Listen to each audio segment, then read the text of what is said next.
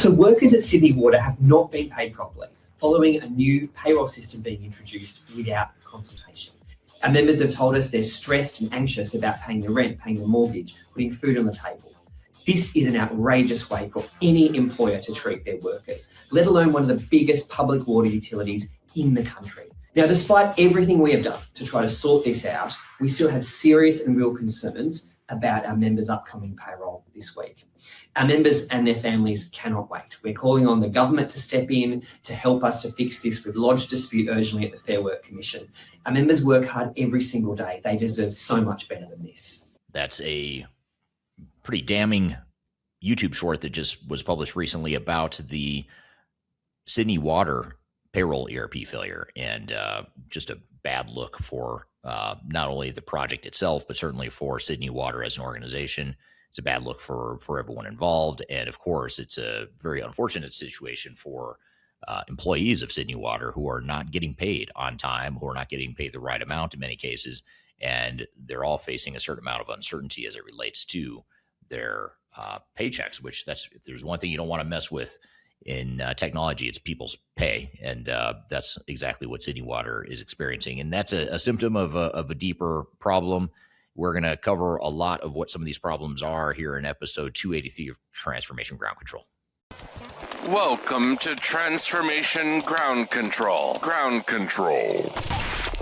The podcast that covers everything related to digital transformation. Whether you're embarking on an ERP implementation, supply chain transformation, or any other business or digital transformation, this podcast is for you. 3, 2, 1. Ground control to Major Tom. Hello, welcome to episode number 283 of Transformation Ground Control. This is the tech-agnostic podcast that covers people, process, technology, and strategy. Everything you need to know to make your digital transformation successful. And we do it without the tech spin, without the marketing spin, and without all the sugar-coated unicorn and rainbow perspectives of what could be in the rare instance if you are successful with the digital transformation. But instead, what we talk about is what the risks are and how you can overcome some of those risks. And that's a big part of what we'll cover here in episode 283. Before we jump in, though, and get into today's conversation, I want to go back to this Sydney Water debacle.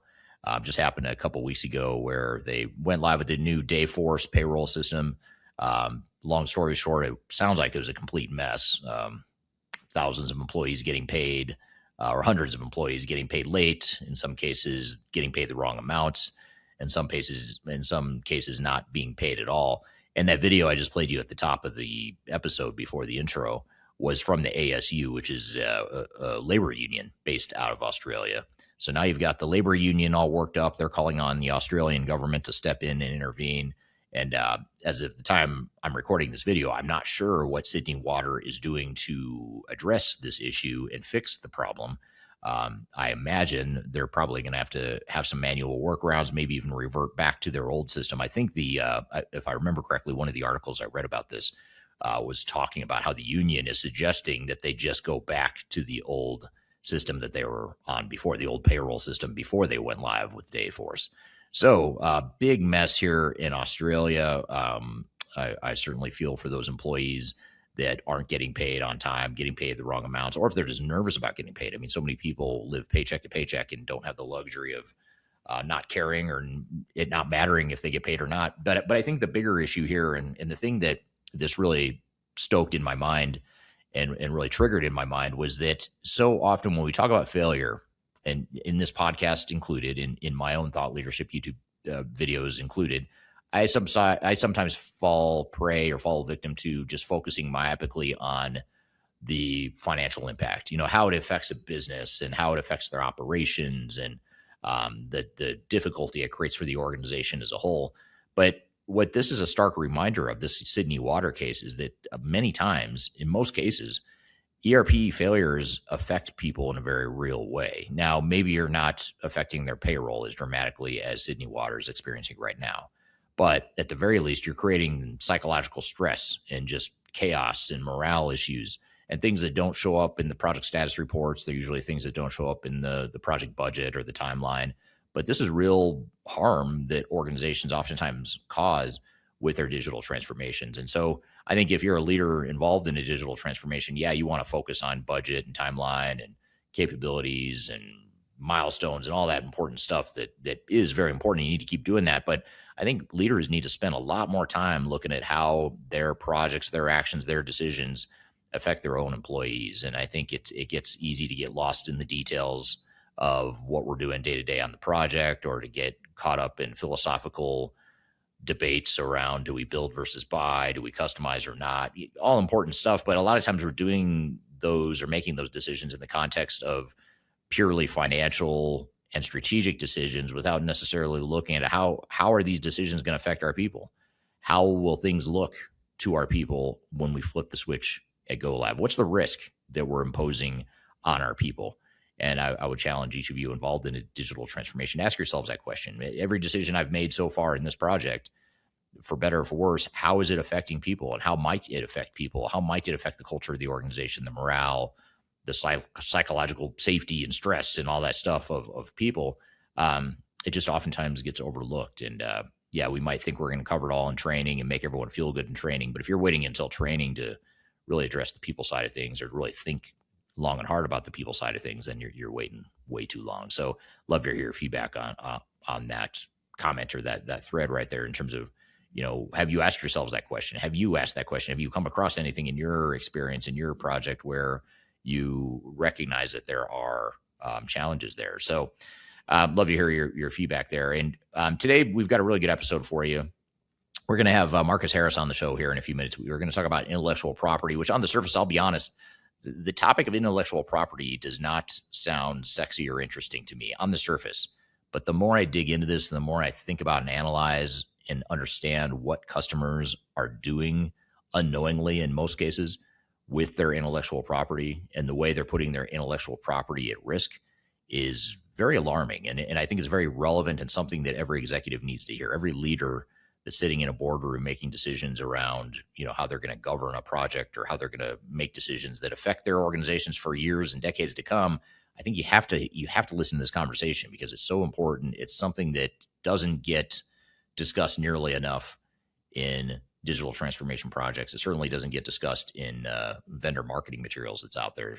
Industry analysts aren't really talking about it either. So someone's got to talk about it.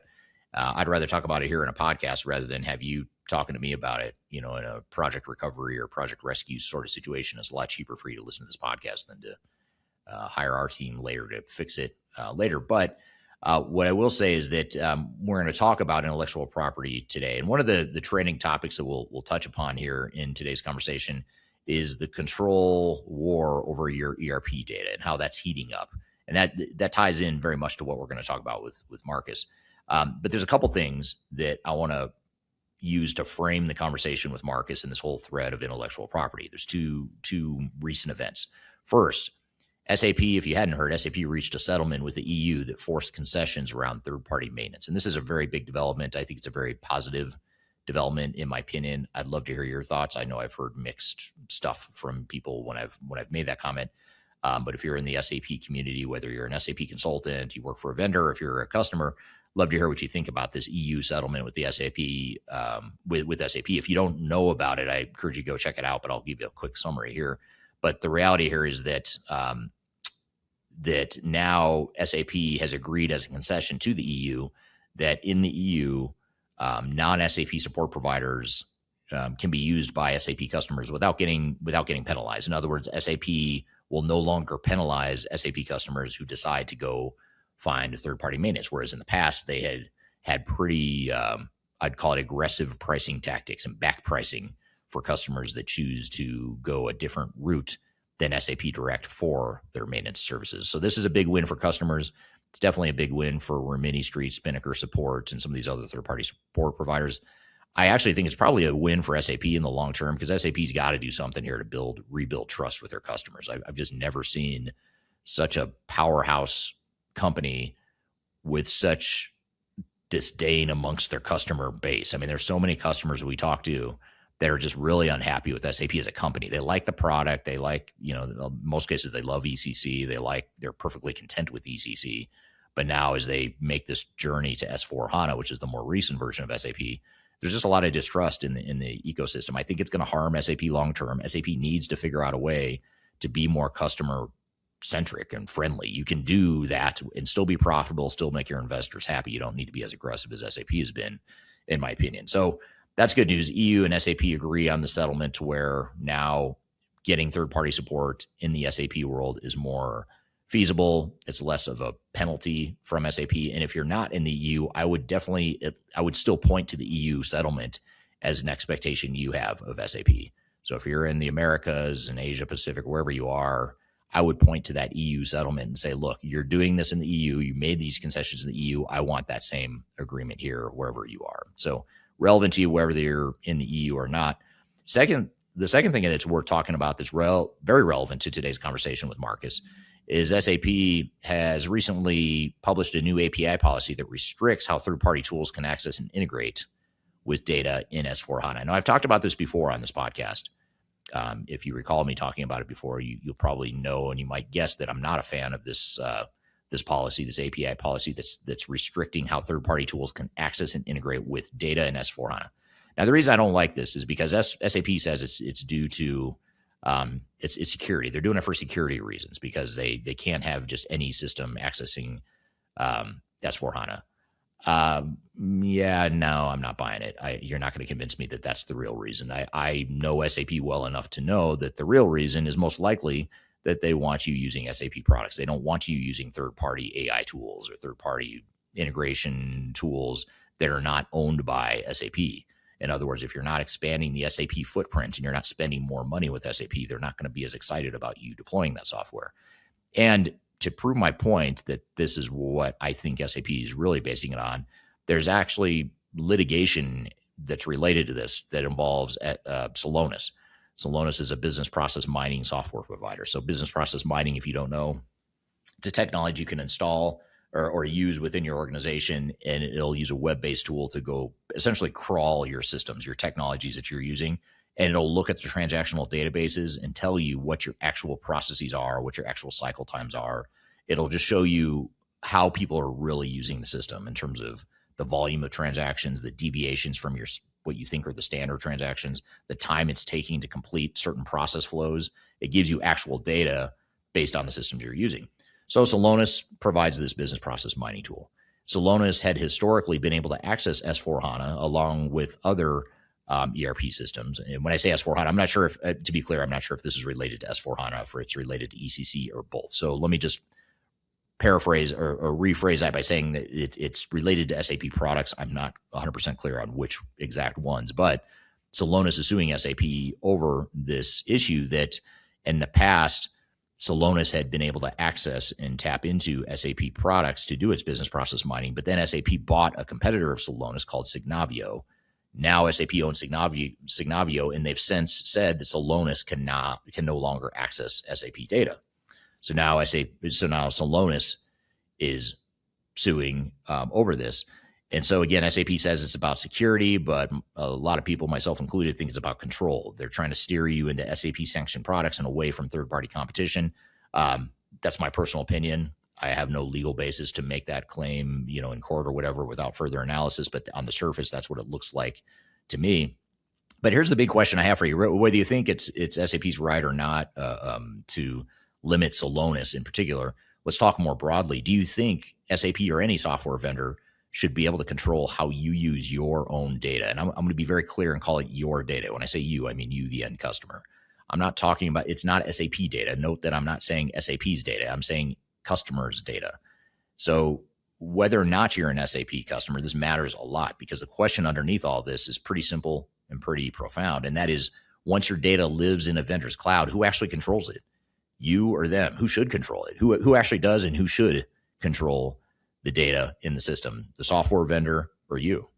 I'd love to hear your feedback in the comments below. Let me know what you think. Who owns data in a cloud system, the vendor or you? Let me know what you think below. So while you're digesting that, while you're thinking about that, the answer to that question, I'm going to be joined today by Marcus Harris. He's joining me from Taft Law. He's a software attorney. He's a former in-house counsel at both SAP and Infor. And he's the most frequent guest we've ever had on the show. We're going to go deep into intellectual property in the cloud and AI era. And here's a twist. It's not just a legal conversation. You don't have to be in litigation or concerned about contracts to care about what we're going to talk about. I want to ask him a bunch of questions that, yes, they do have contractual and legal implications, but we're going to get into this gray area of intellectual property and competitive advantage and secret sauce and data. There's a lot of stuff in what we're going to talk about here today. But in this conversation, we're going to show you how companies are quietly and slowly giving away control of their competitive advantages, their secret sauce, without even realizing it. Now, before I bring Marcus on here in just a minute, one more thing I want to mention before he comes on is Digital Stratosphere 2026. It's our annual tech agnostic conference. It's coming up in September. It's coming up fast. I can't believe it's already just a few weeks away. September 9th through 11th in Denver, Colorado. It's 3 days of no spin, vendor neutral conversations on ERP, AI, and digital transformation. And Marcus, who is about to join us, is one of our keynote speakers. His company, Taft is also a sponsor. He has spoken at and sponsored every single Stratosphere since the beginning of doing these conferences. So you can go to stratosphere2026.com, use the promo code earlybird20 for 20% off. You can join in person in Denver, or if you aren't able to make it physically in person, which you hope you can, but if you can't, you can also join remotely, virtually, online as well. We'll stream it live. We'll take audience questions in person and virtually. So be sure to join us. So let's get into it. Let's get into the conversation with Marcus Harris. Again, Marcus Harris, he's an attorney at Taft Law. He has the distinct honor and I dare I say privilege of being the most frequent guest on this podcast. And he's also the most frequent speaker we've had at our Digital Stratosphere conference as well. So Marcus, thanks for being here today. Well, thanks for inviting me. I always enjoy talking to you, and it's a pleasure and an honor to be the most frequent guest on your show. And we always have good conversations. And I think we were talking a little bit before we jumped on here, and I think we could talk about these things for hours. And we probably should have recorded some of our conversation previously, but I'm excited to talk about those things. My name is Marcus Harris. I'm a software and technology attorney with a particular focus on drafting and negotiating ERP-related contracts and litigating failed ERP projects and digital transformations, really nationwide, in courts and before arbitration panels. And I think I was in-house at a couple of software companies, SAP and Infor, early in my career. And so, I got a little bit of a unique perspective on some of these issues and the way that the vendors typically will look at these issues. And today, my practice, we're on the other side of these transactions on a consistent basis, both transactionally, contract negotiation-wise, and litigation-wise. So, I hope we can bring some value here. These are great topics. Well, it's a great topic and I think incredibly timely for people to have an understanding of the risks and issues associated with their data and intellectual property. Yeah. In fact, it's so much fun to talk about that. As you said, before we went live, we looked up and all of a sudden realized we had been talking and we're 15 minutes late going live here on air because we were just chit-chatting and talking about all the stuff that we're about to talk about right now. So anyway, we're both very passionate about it. I know you are, Marcus, and I love having you on the show because you have an uncanny way of being able to explain this stuff to the layman, someone who's not an attorney, to understand it in a different way. But before we get into some of the questions I've got, and I also want to hear from the audience too, any questions you have for Marcus or I related to this topic here today, please drop those in the chat. I'll keep an eye on all the streams that we're streaming here today, TikTok, YouTube, LinkedIn, etc., Facebook, X. We're streaming to a lot of different platforms. So drop in the chat any questions you have. And also, if you don't mind, just dropping in the chat what city and country you're joining from today. It's always good to see where in the world everyone's at. But before we get into some of the questions from the audience and myself, I know, Marcus, you've been doing this for 20 years, negotiating tech contracts, litigating failed ERP projects. You also worked in-house as internal legal counsel, both at SAP and Infor. Yeah. And from that vantage point, what do most companies fundamentally misunderstand about who owns their IP once they move to the cloud? Yeah, I think companies really fundamentally misunderstand that this concept of moving to the cloud really means, in a very real way, that they're giving up control. Okay, they're giving up control of what I would view as their most valuable commodity, which is their intellectual property. They're relying on the processes that have been in place by whatever ERP vendor they're utilizing, whatever third-party vendors that ERP is utilizing. And I think you got to conceptualize this as, you're renting infrastructure or software to some extent, right? But in reality, you look at the way that these vendors deal with this cloud scenario, and you've got kind of this layered ownership of, I would say layered ownership and control of your intellectual property, the way that their intellectual property integrates with your data. You've got concepts associated with licensing back your customer data, meaning that you enter in your proprietary information, customer data, into the system.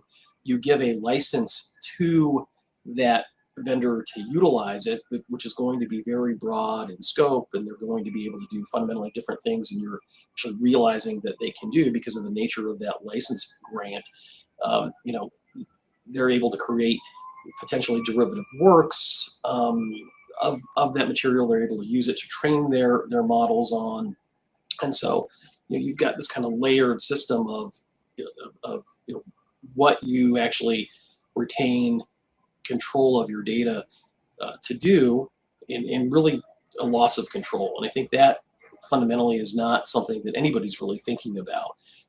They think, well, it's our system, it's our software, we utilize it in a certain way, and it's our data. Yeah, but you've just given up control, and it may not even be an issue associated with ownership. I think the fact that you own it is probably fundamentally sound, though there's nuances that we can talk about with respect to that. But it's who controls what you do with that data, and what kind of charge or fee or revenue generating event is there for you accessing data that's in your ERP system just by the fact that it's in the ERP system. When you look at lawsuits filed against SAP and others, where that has become a fundamental issue. So I want to note a very important distinction that Marcus just made, because almost every executive gets this wrong. And that is that owning your data is not the same as controlling your data. Those are two different things. Yes, you might legally own your data. Technically and legally, maybe your vendor can't use that data without your consent in any other way other than just transacting processes. But that doesn't mean you control the data. And as I talked about earlier in this episode, I talked about the SAP API policy, where they're limiting how customers and when and where and if customers can use their data outside of the SAP footprint and ecosystem and the sanctioned ecosystem that SAP approves. I have pretty strong opinions about this. I think you probably know what they are. I'd love to hear yours, though. And here's why I have such a strong opinion here, because it's a trap. It's a customer trap. When you move to the cloud, you'll ask the vendor, is this our data? And they'll say, yeah, absolutely. It's your data. And again, technically, contractually, legally, they're right. You do own it. So you figure, okay, how difficult can this be? How much of a problem could this really be? But ownership isn't really the real question here. The real question is, who controls it? Do you have control of your own data? When your data lives in the vendor's cloud infrastructure, you have to ask yourself a bunch of questions. Who decides what you can integrate with it? What does it cost you to access your own data through a third-party tool? Are you going to pay for access to your own data? Chances are pretty high that you're going to, whether it's SAP or any other ERP vendor. What broad license did you grant the vendor to use it, including creating derivative works or training their AI models on it? That's a big one too. So many customers now have opted in to allow their ERP vendors to train their AI models on customer data. Now, on the surface, yeah, in short term, it's not a huge deal, right? Short term, big deal. Yeah, I want AI, right? I'm excited about AI. So in order to get AI, I feel like maybe I can or should need to train the vendor AI model or help train it. But what you're doing is you're just giving that advantage now. You're giving it away. You're taking your internal tribal knowledge, your internal intellectual property, and you're transferring it to the vendor, who then is going to transfer that to other customers and your competitors, by the way. So that's a big deal. I don't know why more chief legal officers, internal counsel, CFOs, internal auditors, I'm not sure why more people aren't stepping up to wave the red flag on this issue. If you are an auditor, if you're internal legal counsel, if you're a CFO, if you're an executive of any sort, just start asking these questions because they're really important ones. And by the way, I always go back to when I was in grad school getting my MBA. One of my favorite models, just because it's so simple and so fundamental to business strategy, it's Michael Porter. He's a famous Harvard academic, and he's written a lot of really good books. In my 20s, I used to obsess over this guy. I used to read everything he wrote, every article he wrote. I'd read his stuff because I really liked it, still like it. But he has this 5 forces model, if you're not familiar with it. And he talks about how every industry has 5 forces, and where you fall within these 5 forces, or how you navigate these 5 forces, is really important. And it also defines how competitive an industry is and how much of an advantage you might have within any particular industry. And one of the 5 forces he talks about is barriers to entry. How do you create high barriers to entry so your business model isn't easily replicated? And it's such a fundamental, basic thing. But I look back to, learning that in the 90s, thinking how brilliantly simple it is, but how important it is. And now you fast forward 30 years and I look up and say, why are so many executives just totally disregarding that idea and doing the exact opposite, which is I'm going to actually create lower barriers to entry for my competitors. And not only that, but I'm going to give them the tools. I'm going to help build the tools for them to make their jobs easier to do what I do really well and differently. I'm going to allow the vendors to create more of a homogeneous, easy to access, easy to enter industry for me. I would invite you to pause the podcast right there, stop and think about that for a minute, especially if you're an executive, and look around you and look at the decisions you're making, and look at, maybe unknowingly, is my team doing that? Is my team right now creating lower barriers to entry, which, by the way, is not a good thing. Your job is not to create lower barriers of entry for your competitors. Your job is to protect your competitive advantage. Your job is to erect barriers to entry so that it makes it harder for people to replicate what you do, so that you can take care of your business, take care of your employees, take care of your investors, take care of yourselves. And so many executives are doing the exact opposite of that right now. So that's the thing you've got to ask or think about as you think through some of these questions about data and control. And one more question I'll ask for you, somewhat rhetorical, but I'd love to hear your comments below. And that is, what happens to a critical business process if the vendor changes the software on their schedule, not yours? So in other words, they might change the software, whether you're ready for it or not, whether you want that change or not. You have no say. You don't have a say in most cases on whether or not your operations are going to change. So right now, you might be looking at demos from a software vendor and say, that's perfectly fine with me because I love the software. It's a great fit for what I need. And let's just say that's true. I would challenge you to and say there's probably a lot under the surface you're not catching that maybe isn't a good fit, and that's where the real risk is. But let's just say it's true. It is a perfectly good fit for your organization right now. The question is going to be, though, what happens if and when the software vendor decides to change the functionality of the software because they think it's best, because maybe some of your competitors are lobbying the vendor to change a certain function or whatever. Now suddenly you don't have control over that. You don't get a vote necessarily. You may think you have a say or whatever, but over time you're going to see this divergence between software vendor developing software a certain way, your operational needs going a certain way, and that gap, that chasm is going to grow. The only thing that's different today, which that chasm has been real, since the beginning of technology, but the difference today is, in the past, at least, you could do something to close that gap. I can go replace the software. I could customize or change the way I'm using it. Now you have less flexibility and the switching costs are a lot higher. Getting out of your contract that you're about to sign, or the one you're signing right now with the software vendor, is a lot harder to get out of. It's going to be a lot harder to change systems in the future. And we have yet to see that reckoning, that day of reckoning come, which I think probably isn't too far off. It's probably 5 to 10 years out. We're going to see where we as an industry will be paying the price for the bad decisions we're making right now, even though those decisions seem like good ideas to all of us right now, to the vendors, to the system integrators, to the end customers.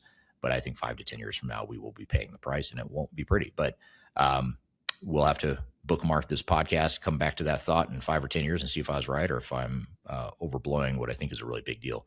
So you can still own something completely. Here's the lesson. You can own something completely and still have almost no control over it. And in the cloud, something that really matters is control.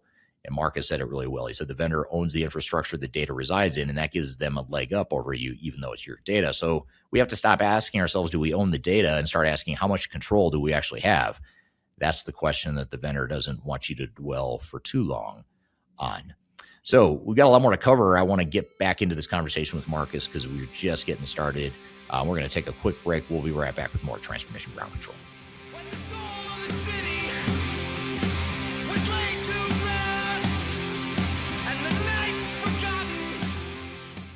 If you're about to embark on the jungle of digital transformation, check out my new book, Welcome to the Jungle. It's a book that just came out in late 2025. It's my second book, and it's a book that focuses on digital transformation failure case studies and talks about the lessons and takeaways from that. It's 300 pages packed of all the lessons and things that I've learned from having been an expert witness in lawsuits related to digital transformations, and also with our team helping clients recover some of their failed projects. I've included as many lessons I could possibly fit into one book here. You can read this book. You can order it anywhere in the world in hard copy format, which is this format here. You can get it in paperback. You can also get it electronically as well. Scan the QR code right here or go to the links below for your copy. Hope you enjoy it. Let me know what you think. Are you looking for ways to promote your product or service to enterprise technology decision makers and influencers throughout the world, like the ones who listen to this podcast? Major Tom Productions creates media, events, and influencer marketing for B2B technology providers. Our productions are exciting, educational, disruptive, and effective. Most importantly, they create results.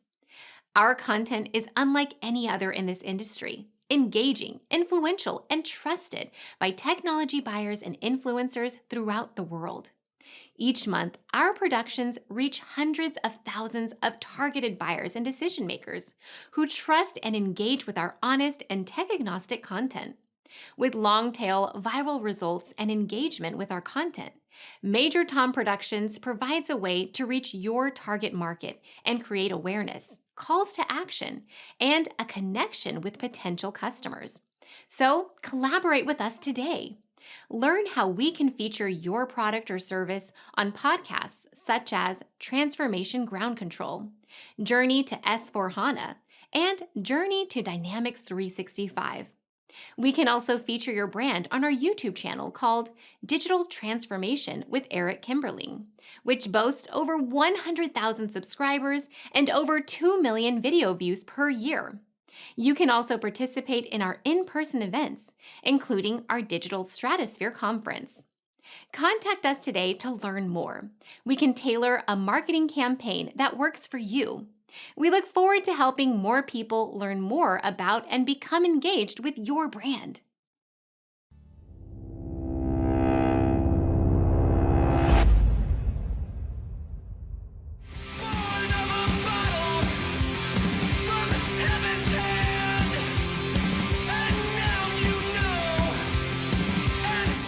So I want to show you this LinkedIn post that I recently posted, and it's just a quote that I came up with just in the last few days. And I want to get your feedback on this because I think it's really relevant to today's conversation. And that is, in a world that demands flexibility and hyper-personalization, cloud ERP and SaaS systems are forcing rigidity. It's simply not sustainable. That's my opinion. And I feel more strongly about this over time. I can't help but look at what's happening with, look at, Netflix, for example. Netflix has mastered this idea of delivering such a highly customized, highly personalized experience to its customers. And you could argue all day that, well, that's different. That's content. That's different than creating highly customized manufactured widgets or whatever. But I would argue to you, I'd submit to you that, the types of manufacturing companies we work with, the types of financial services companies we work with, even the government entities we work with, aerospace and defense. I mean, we look at all these different organizations we work with, and most of them are pursuing flexibility. They're looking for ways to satisfy their customers in very unique and different ways that is very different from their competitors. So going back to that quote, the world around us, in my opinion, is moving towards flexibility, towards hyper-personalization, hyper-customization. But yet the enterprise tech space is going the exact opposite direction. I can't quite get my arms around how that movement is continuing. Now, on one hand, I kind of get it because the money is there. Investors, if I'm an investor in a software company, I fully believe in this homogeneous, vanilla, generic technology model because it's so scalable. It's way more scalable to deliver a software product, or any product for that matter, that's very homogeneous. Ford back in the early 1920s mastered the art of mass production and creating Model Ts that were all black. And that was sort of their half joking comment, was like, you can have whatever Model T you want as long as it's black. because they mastered, the homogeneous way of producing black Model Ts at scale. Well, over time, obviously, we would fast forward 100 years. Now we all have different models of different cars, and even the same model has different variations, a million different variations. We can custom order our own car. Most manufacturers that we consult to, most manufacturers that I work with in my personal life, ordering products, most cases, I can get highly customized products, but yet ERP vendors are out there pushing, and customers, what's even worse, the customers are buying this model that's hamstringing them in many ways, to a old model, to an outdated model. I would compare it to the 1920s. We're acting like it's the 1920s and we're selling Model Ts. That's essentially what the ERP software industry is doing, in my opinion. But tell me what you think. Do you think that's right or wrong? Do you have a different take on that? And speaking of opinions, let's get back to the conversation here with Marcus. We're working with clients. A lot of times executives have this misnomer, this false belief that, the software is going to solve our problems in terms of giving us the answer in terms of how our processes should work, how our workflow should work, et cetera. And while that's true to some degree, it's giving you a tool set that might make your processes better.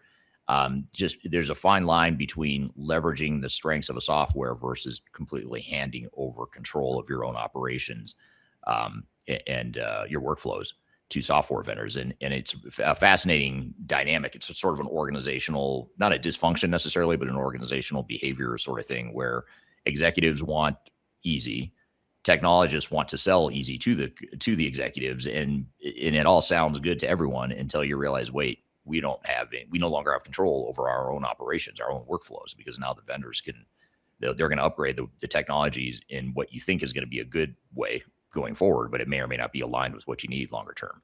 So I think that's the control thing that's hard to see until you get into it. Yeah, and I mean, I think you've got to anticipate that and have people on your team that understand that that's a possibility, and try to contract around that. The goal is, in any contract that I negotiate, is to maintain as much flexibility as possible. You want all the indicia of ownership of that data, of that intellectual property, of the tool that you're accessing and utilizing, the software tool, the ERP set, without actually owning it. And that's a fine line to walk. If there's some key process that is important to your business, that the software has specific functionality that gives you a competitive advantage or is critical to your business, and because this is in the cloud, that functionality is modified, it's diminished in some way, or it's just different, that blows out that particular business process for you. What do you do, right? Yeah. You just spent hundreds of thousands, if not millions of dollars on a piece of software functionality, and now it's changed, and that fundamentally impacts the way that you do business. You've got to account for that. And that goes beyond just owning the particular data or the intellectual property, but it goes to what you were saying about workflows and processes. Yeah, and it's interesting because when I first hear the term IP, I think data. I think competitive intelligence, like information about your customer list or your product information, really sensitive proprietary type stuff. When I hear IP, I think that, but there's also another layer that's a little less cut and dry. And this is part of what we were talking about before we went live, is you've got like the clear IP type stuff that if someone steals your customer records or information, that's clear IP violation and clear IP legal issues. But what we're talking about here is a little more nuanced, where it's like the vendors probably aren't going to get sued for taking your IP, but you're unknowingly giving them control over your IP in a lot of different ways. Right. What do you think about that? Well, I mean, I think, look, you can break this down into a few buckets, right, of what kind of control you're giving up.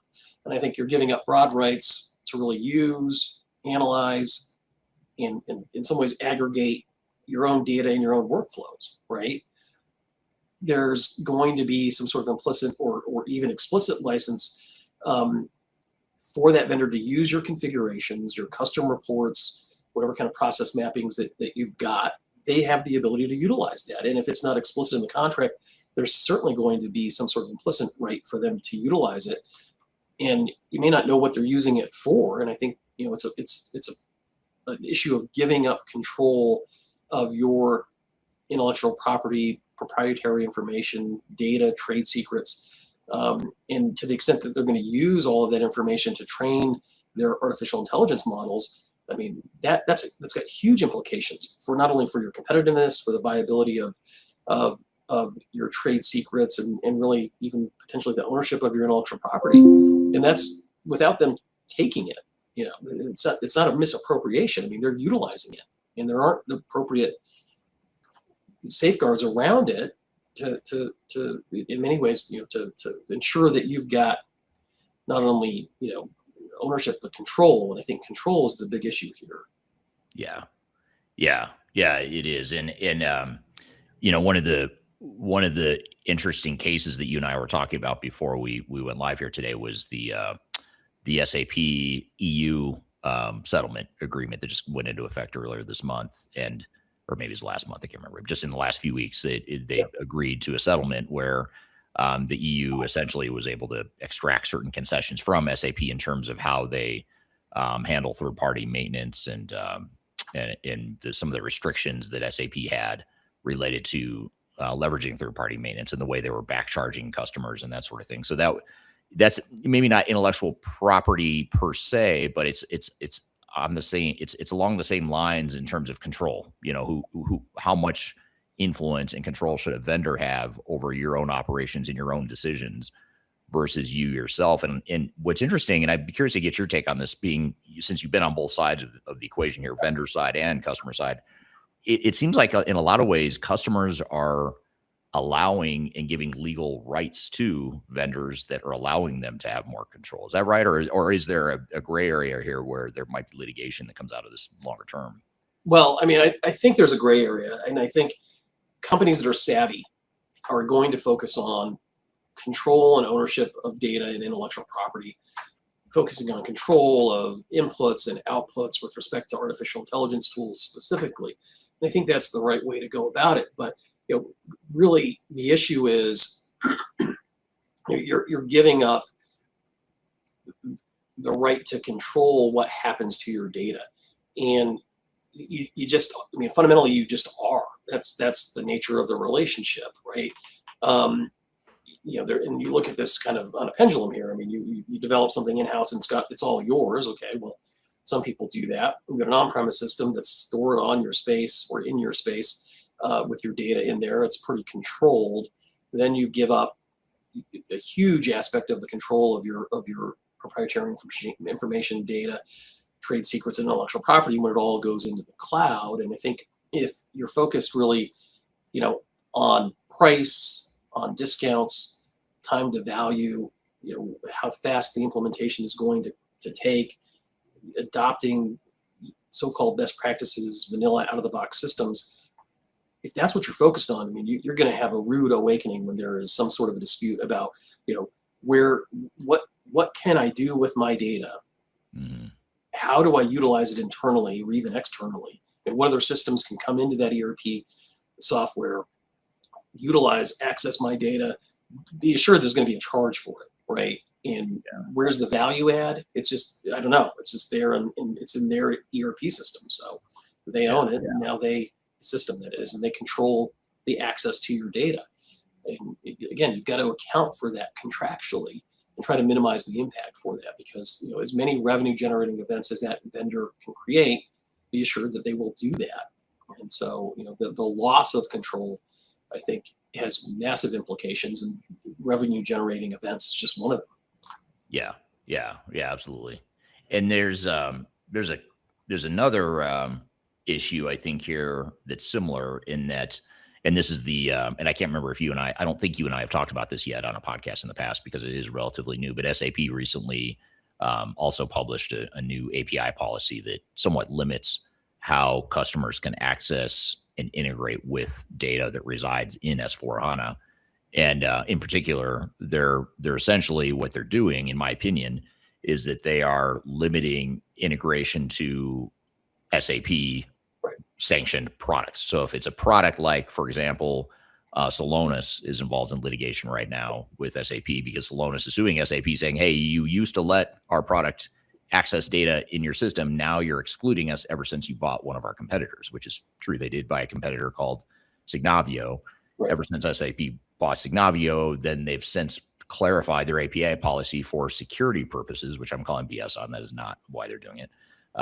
This is my personal opinion. I know you can't validate that or not because you're an attorney, Marcus, but my opinion is SAP is doing it because they want you to double down on the SAP ecosystem of SAP sanctioned products. They don't want you using a third-party competitor to integrate with SAP data. So the reason I bring this up is because it does beg the question. I've gotten into debates with people in the SAP community about this. Is it really SAP's data or is it the customer's data to make decisions on how you can or can't access that? And maybe part two of that, if you do have an opinion, or if you're able to provide an opinion, is security enough of a concern that SAP would have the right to say, Mr. or Mrs. Customer, you're not smart enough to make good security decisions for yourself, so we're going to make that for you?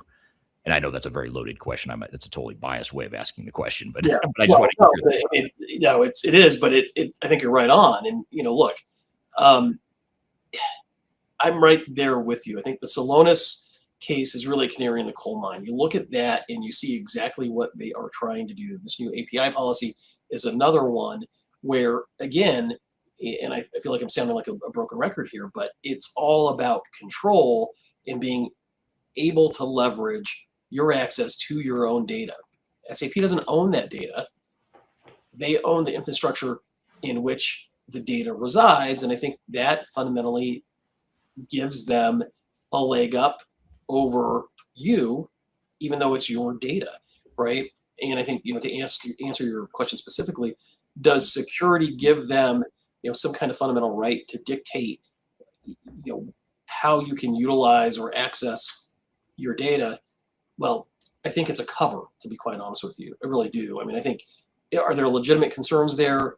Certainly. But for them to dictate specifically, that you can only use SAP partners or SAP approved providers, that's, I think, problematic. And I think, it's done not, for your benefit, which it's done under the cover of, right? Okay, here's the data security issue and we're helping you out there, but it's done for their benefit to, put as many controls over that system and your data as they possibly can, and to extract as much revenue from that access as they can. And in fact, this is so rampant right now. I actually had an SAP employee reach out to me and call me, kind of a whistleblower type thing, and just kind of alert me as to what what SAP is doing and kind of where they're at. I don't know what I can do with this information, but I mean, I think it's interesting that, they don't, even their own people to some extent don't see where the value add here is and think it's problematic and not good for their customers. That's pretty telling. Yeah. And I think, these are all, when we talk about these things, I think it's important to set the context of why it's so important. I mean, to be clear, I'm not suggesting in any of these conversations or these risks, the risks that we're identifying, I'm not saying that necessarily means that you should not deploy SAP or you should not deploy an ERP system of choice. But I think it's important to understand what the motives are of the software vendors and to understand how big of a conflict of interest there is and how big of a disconnect there is between what vendors want and need versus what customers want and need. And the reason and actually this goes beyond just vendor versus customer. This also we see this internally within and our end clients a lot too, business versus IT. It's really a business versus IT debate here. Of the technologist in me understands clean core and understands why we all want fit to standard. We don't want to customize. I get it from a tech perspective, but I also see enough business operational dysfunction to know that leads to a lot more dysfunction when you try to force fit your system into a clean core, fit to standard, vanilla cloud ERP system. You can call it best practice all you want if you're a purist, if you're an SAP or an ERP purist, but I've just seen too much reality where rubber meets the road with operations, where that generic vanilla system just cannot meet the needs of the business operations. And I think that's the real rub here.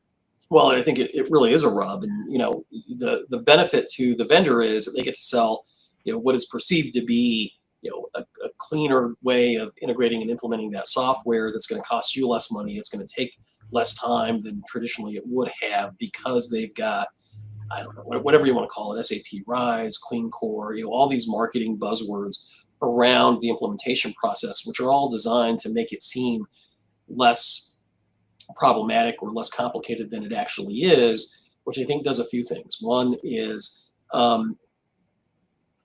it sets up an unrealistic expectation that it's going to be easier or more simple than it really will be. And so the customer then devotes less resources than it otherwise would have to the implementation, thereby, creating the likelihood that that implementation is going to be more difficult and take longer and have more issues than it otherwise would have. So there's that. I think, there's also this issue with, standardization, vanilla out of the box, kind of the unrealistic expectations associated with that. And, I will tell you that when these things fail, often it's because, there was an over-reliance on this out-of-the-box mentality by the integrator or by the vendor. And then when they go live, the software doesn't do all the things that it needs to do because there wasn't appropriate customization or modification of that system to address gaps in functionality. And the response is, well, you've got to change your business to adapt to the software.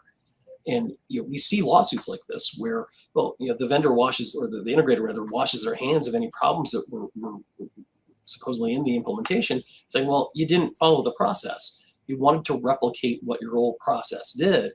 And I think there's truth to both sides of that, saying, well, you can't over customize, and also say, well, we need to customize the system to accommodate our unique ways of doing business. And the whole irony associated with this is, if you've got some sort of secret sauce or some sort of competitive advantage, and the vendor is telling you, don't worry about that, just adopt this out of the box, uncustomized system, you're going to preserve your ability to upgrade, you're going to be financially better off in the future.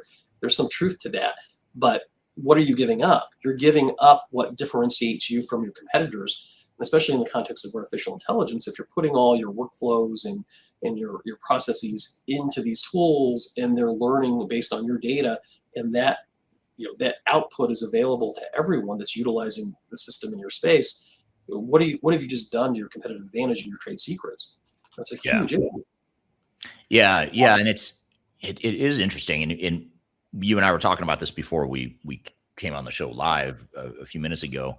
But one of the things that fascinates me is, if we back up for a second and just say, what is the job of a leader within any organization? Right. They are certainly responsible for saying, hey, it's time for us to modernize our tech stack, which is what a lot of leaders are finding right now.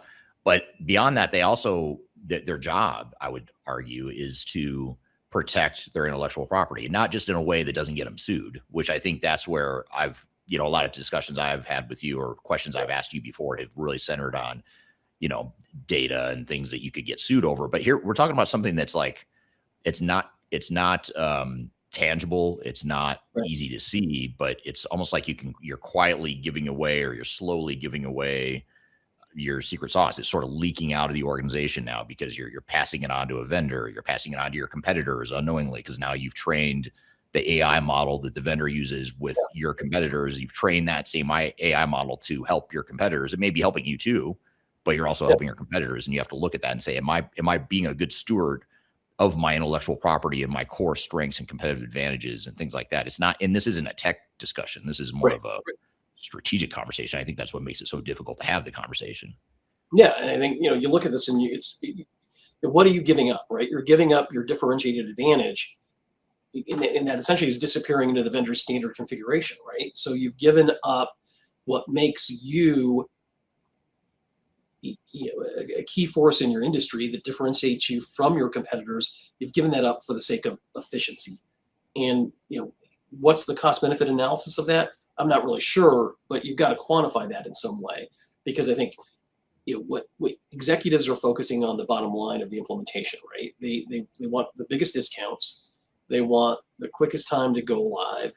They want low costs, and you get all that, by adopting best practices, standardizations, vanilla out of the box mentality. But what's the trade-off? And I think the trade-off is, it's intangible, but it's there.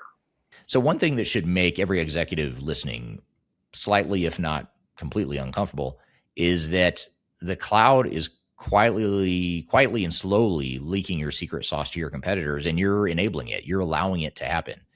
So think about how this works. Your competitive advantage, the unique way you operate, your proprietary processes, your hard-won workflows, that's your secret sauce.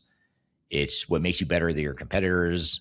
And in the old on-prem world, you built that into your system and you controlled it, and everyone was happy and everything was fine. Well, then the cloud came along, SaaS came along, vendors came along and pushed really hard on this concept, this idea of vanilla cloud. And now we're moving to a vanilla cloud system with AI on top. You feed your workflows and data into the vendor's tools. The tools learn from your data, and that learning, the improvements that are enabled by that learning, become available across the vendor's customer base, including your competitors.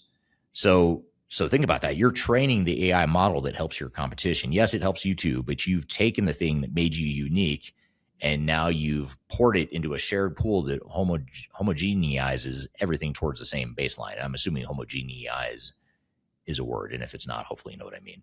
But here's what makes it so dangerous is it never shows up on a status report. It's not a line item. It's not necessarily involving a lawsuit. It's not necessarily a breach of contract. It's just your competitive edge slowly dissolving into the vendor's standard configuration for the sake of efficiency and scale. And here's the kicker, removing technical debt. I'm going to come back to that technical debt point here later in the episode. But so often we view customization as a bad thing.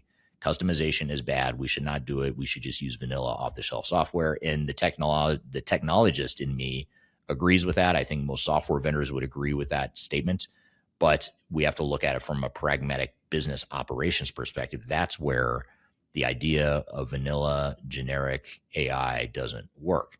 So we're trying to be more efficient. So it's coming from a good place, but it's not a reason. None of this is a reason to avoid the cloud or avoid AI. I'm not suggesting just avoid technology because you might lose your competitive advantage, but you can be a lot more deliberate than you and other leaders in the space have been. There's a reason for you to be deliberate here. You want to identify your secret sauce, carve it out of the broad data licenses in your contracting. You could put guardrails on what the vendor's AI can learn from, because being a good steward of your IP isn't just about not getting sued. It's about not giving away the very thing that makes you worth beating.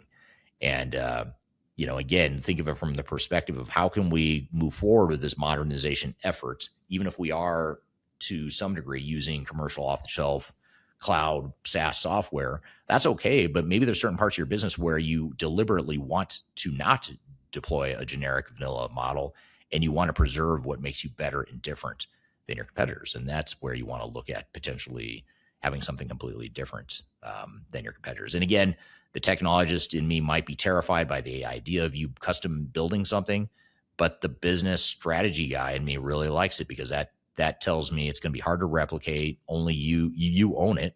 You're not allowing a vendor to tell you how you're running your business. You're creating what best practice is to you.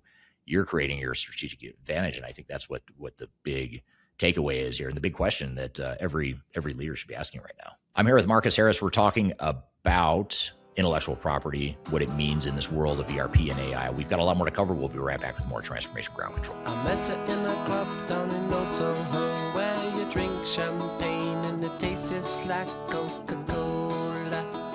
C-O-L-A. If you only attend one event this year, make it Digital Stratosphere 2026. It's our annual flagship conference. It's going to be September 9th through 11th in Denver, Colorado, the same location as we held it last year. It's 3 days where digital leaders, ERP practitioners, and transformation experts come together for no-spin, vendor-neutral conversations on ERP, AI, and digital transformation. There's no marketing fluff. There's no pay-to-play sponsorships, just real practitioners sharing real lessons. Go to thirdstage-consulting.com/stratosphere to learn more and register. Tickets are limited, and these always sell out, and I'd love to see you there. The last thing you want to have happen is for your digital transformation to end up in court. I've been doing this for 20 years and I have seen everything. My name is Marcus Harris. I'm a software and technology attorney focusing my practice on drafting and negotiating software-related contracts and litigating software disputes across the country. Feel free to reach out to us at taftlaw.com. We'd love to talk to you about the litigation process and what you can expect.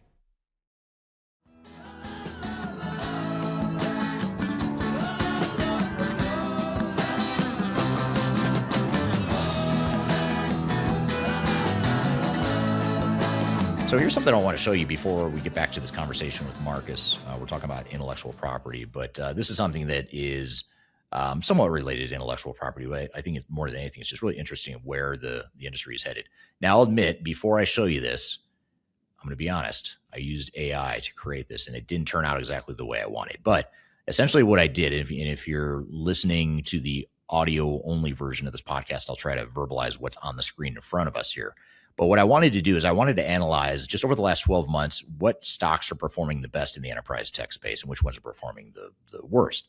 And actually, to be honest, what triggered this idea was that I would keep an eye on the tech space. And I had noticed recently, I knew that SAP and Oracle, as an example, were struggling. Their stock prices have been dropping pretty significantly over the last 12 months. And I wondered, what are the other stocks doing? So I did a analysis using AI, looking at July 15th of 25 through July 15th of this year in 2026 to look at what was the percent increase or decrease of all the different software vendors in the space.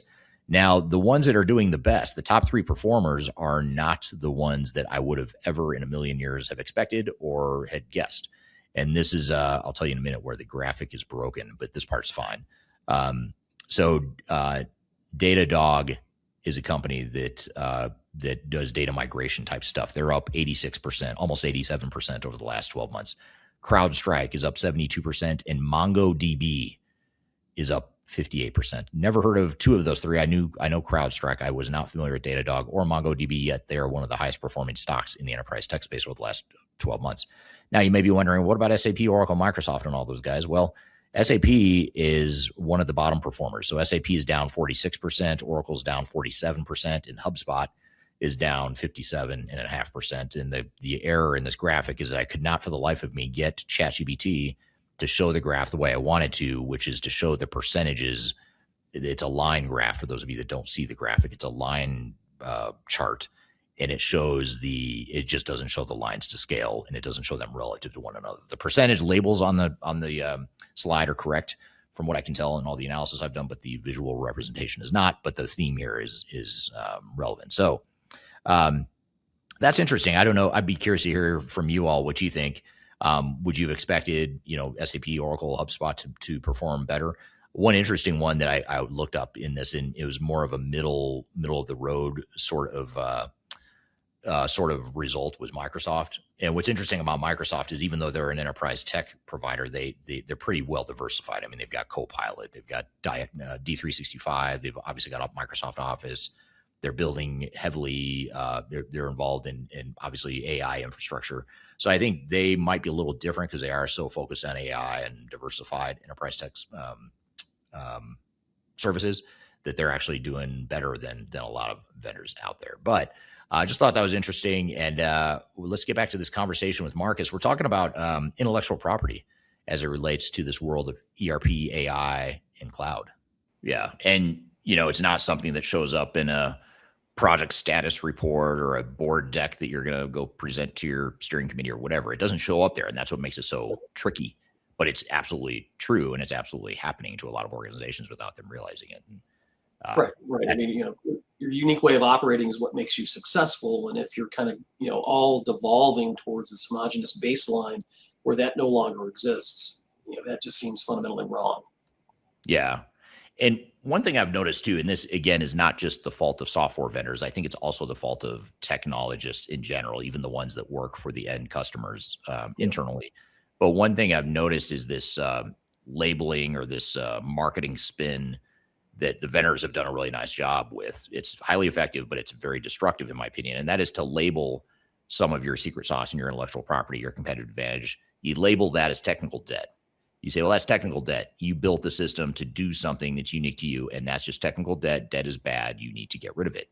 And to me, that's really dangerous. And again, that term is brilliant. Whoever came up with that term and decided to deploy it across the industry is very smart. They know exactly what they're doing when they say technical debt, because it has such a powerful connotation. But in my opinion, it's too powerful in the wrong way, because it's focusing on the wrong thing, which is customization is bad. I need to go to a modern vanilla system. And by the way, what also gets lost in this whole thing is all you're doing is just you're building new technical debt. You're spending money on new technical debt that 5 years from now or 10 years from now, you're going to say, well, that's technical debt. We got to replace it. So you got to get out of this hamster wheel of thinking I got to get rid of technical debt because you'll never come out ahead. But that's a whole nother it's a whole nother story. But what are your thoughts on that? I mean, it seems like, and again, this isn't necessarily something that leads to litigation or the need for an attorney, but it is very important to understand that.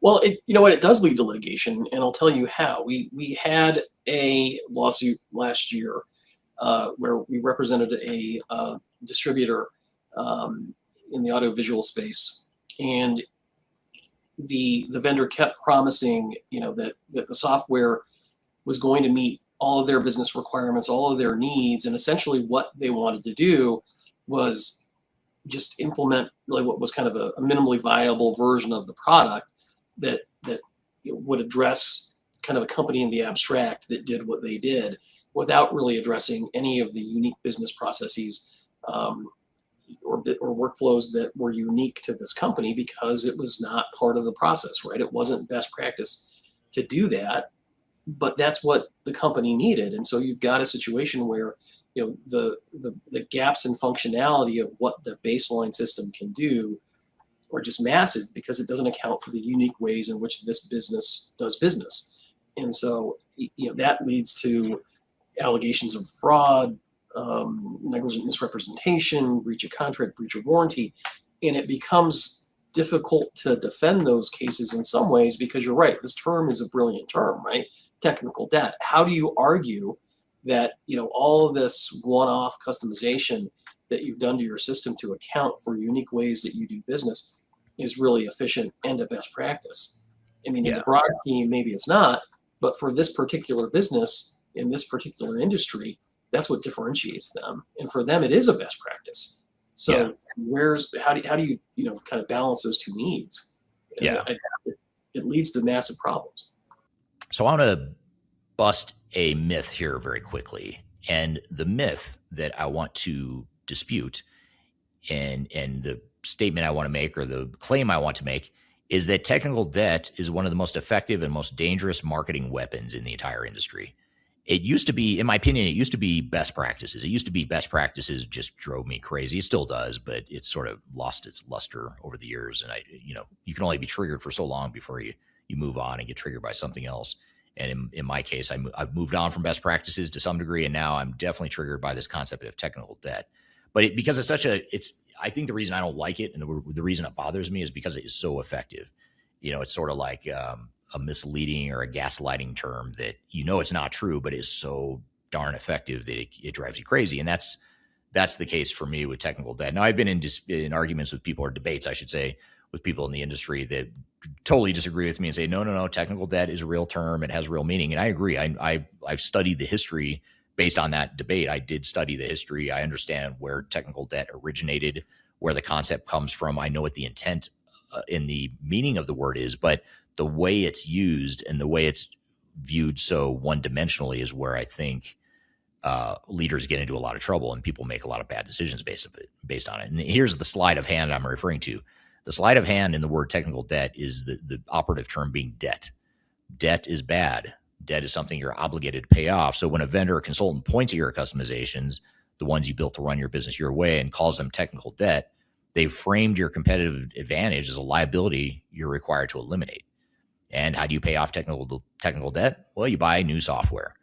That's just a convenient answer to the debate of if there is a debate of what do we do about technical debt. Now, many of you listening may be saying, okay, Eric, that's assuming that customization was done for a reason. And I'll give you that.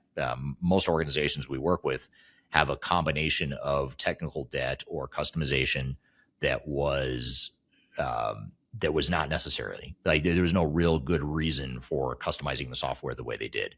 Now, having said that, there are also plenty of cases in just about every client we ever work with, plenty of examples where they did do it for a good reason. There's something different about their secret sauce that makes them different, gives them a competitive advantage. Now, the vendors will say to you, they'll gaslight you into thinking, well, you're the problem. If you're just resisting change and resisting best practices, I guess you're just happy with technical debt then, aren't you? And again, it's sort of it's a manipulation of words in many cases. And that's really what I want to get at here. And keep in mind too, I'm not advocating that all technical debt is good or bad. I'm just saying you need to understand the nuances in the gray of technical debt, because it's too easy to frame it as black and white. Technical debt is bad. less technical debt is good. I would actually submit to you some technical debt is good. You should keep some of your technical debt. You should intentionally do that, because if it houses your competitive advantage, your unique workarounds, the things that your competitors could not in a million years ever replicate, then keep it. Why would you give that up and just move to a vanilla system that your competitors could use as well? So let's flip it around. In the financial world, I mentioned this a minute ago, debt isn't automatically bad. Smart companies use debt to strategically grow, to invest, to leverage other people's money. And nobody in the corporate finance world says that all debt is evil. Talk to your CFO. Ask your CFO, is debt always bad? They're probably going to say, well, in moderation, it can be effective. You could use it, if you can use other people's money and not get too overextended or over leveraged, that could actually be a good thing. So nobody ever says all debt is evil in the corporate finance world, but yet we do that here in the world of technology. And why do we accept that framing for technology if we don't accept that in the corporate finance world? So here's the part that markets confirmed that should get your attention too. This actually leads to lawsuits. When a company gets talked into a stripped down vanilla system that ignores the way they do business, the gaps in functionality show up at go live, and the vendor washes their hands and says, well, you shouldn't have tried to replicate your old processes. That's technical debt. And then in the meantime, the business just can't operate because you've given up all those things that were unique to you, that were important to your operations. Now you've given that up. And then so lawsuits do actually happen as a result of that. So that was a good point of clarification that Marcus made in really correcting me and saying, because I think I framed it as, hey, this isn't necessarily a lawsuit legal issue. And he corrected me and said, no, actually it is. It can be. So that was a really good unpacking of how this concept can actually lead to not only failure, but potentially lawsuits too. So the other thing that the dirty little secret, another little dirty secret, I should say, in the industry is that even if you rip out all of your so-called technical debt and move to a shiny new vanilla cloud system, you're just building new technical debt. 5 or 10 years from now, someone will point to that system and say the same thing. It's like a hamster wheel. And in fact, I think it's even more risk nowadays, because I think with AI especially, the monolithic single ERP model is dying. I just don't think it's going to be around for much longer. And I've actually been wondering for 10 or 15, 20 years now, what would come after ERP? And I think we're finally at the point where we're seeing the end of a life cycle, and we're on the tail end of that life cycle of ERP. So if that's true, if you think there's a reasonable chance that that statement is true and that risk is true, then why would you double down on the model that may be completely obsolete? It's like it's like if you were in the early 2000s or early 2010s, if you remember back then, it'd be like back then saying, you know what, I'm going to invest in a bunch of new mainframes. Like imagine doing that in 2015. 10 years ago, you would have said, hey, I'm going to invest in a bunch of mainframes. These mainframe sales reps are telling me that I've got too much technical debt. Mainframes are the future. I'm going to invest in it. Well, you've got to think for yourself. And in 2015, I'm being a bit hyperbolic here. I'm exaggerating the scenario, but it to me, I think we're going to look back at 2026, mid 2020s, and look back and wonder why were so many of us doubling down on this model that was clearly dying. And so that's another reason why I would not trust that you can just get rid of your technical debt and problem solved, because I think no matter what we do right now, we're inevitably creating more technical debt that will need to be repaid at some point in the future. It's just a matter of how long can we get away with it? How far can we extend that technical debt? So when someone labels your secret sauce as technical debt, don't just accept it. You have to ask yourself, is this an actual liability, or is this a thing that makes us competitive? Because for your business and your industry, that customization might be the best practice. What I think was funny, I don't think the person I was debating with thought it was funny, but I had a debate with someone online about, I tried to turn that on its head a little bit, the technical debt concept. And I said, well, let's think of it this way. Let's think about M&A activity or companies that are highly leveraged. There's companies that have financial strategies of using debt, other people's money, to grow their companies. And so how is this any different? I mean, you can use debt debt could be a positive thing. I mean, we all as consumers think, okay, I've got a credit card balance, I've got to pay off or whatever, it's bad. But businesses do it all the time. Businesses always use debt to grow their businesses or to invest with other people's money. So I always view it as you're doing it on the financial instrument side of things. Why not do it with your technology? Is that a terrible thing? And of course you get, people that think that that's pure blasphemy that I would even say that, being in the technology industry, but it's true. I mean, you got to look at where's my real value, and where's the real payoff, and where's the real risk, because you might just be replacing, you might be replacing technical debt, but now you're creating operational debt that's really hard to get out of, and you're sort of trapped in that situation going forward. Yeah. Oh, go ahead, Marcus. None of that is good, right? I mean, none of that is a benefit to the customer. Yeah, absolutely. I want to turn to the audience. The audience has been eerily quiet. I thought I was having a technical issue, which is why I get up to get my iPad thinking I'm not seeing the stream, but now we're finally getting some questions come in here. But there's a whole thread going on LinkedIn right now about what governance framework to use for your public cloud environment and how do you ensure AI governance evolves quickly enough to keep pace with the rapid advancement of AI technologies. I'm gonna shift that into a more relevant topic for you, Marcus, which is, what are the ways that we can still leverage AI in our enterprise technology environments without giving up this control or giving up our IP in a way that helps competitors? Is there a way to use AI in a smart way that actually helps you but doesn't unintentionally help your competitors or take away from your own competitive advantage? Yeah, and I think what you want to do is have an understanding of how their artificial intelligence tools and functionality really works. You want them to be able to explain to you, exactly what they do with the inputs and have some guardrails about what kind of inputs you're going to put into that artificial intelligence functionality. And I think, from a contract negotiation process, a governance process, if you will, which is what the contract is, I think you want to explicitly identify, whatever kind of key workflows that you have, what kind of key processes, and certainly trade secrets, with as much specificity as you can in the contract, call them out. And I think you want to carve those out of any kind of broad licenses that are granted to the vendor to utilize that information. A lot of times the utilization of that data is subject to some sort of broad definition of customer data. And it's just anything that you enter into the system and they can do with that what they want. And where that's generally problematic when it comes to some of these key pieces of information. But if you, to the extent you can carve them out from that, I think you're going to be in a better position than you otherwise would. You want to have strict use restrictions on what that vendor can do with that information, deletion obligations upon the termination of that functionality, upon deletion upon the utilization of that data. You want to be able to audit your vendor to make sure that they're complying with these contractual restrictions that you put in there. You're going to want to have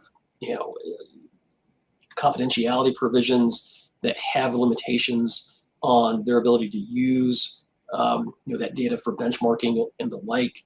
That's kind of where I would start. And when I think of governance, as an attorney that negotiates these contracts on a regular basis, I'm thinking of utilizing that contractual process and the framework of those contractual obligations to govern what that vendor can do with that information. And I think if you go down that path, you're setting yourself up for success. I'm here with Marcus Harris. We're talking about intellectual property in this world of cloud, ERP, and AI. We've got a lot more to cover. We'll be right back with more Transformation Ground Control.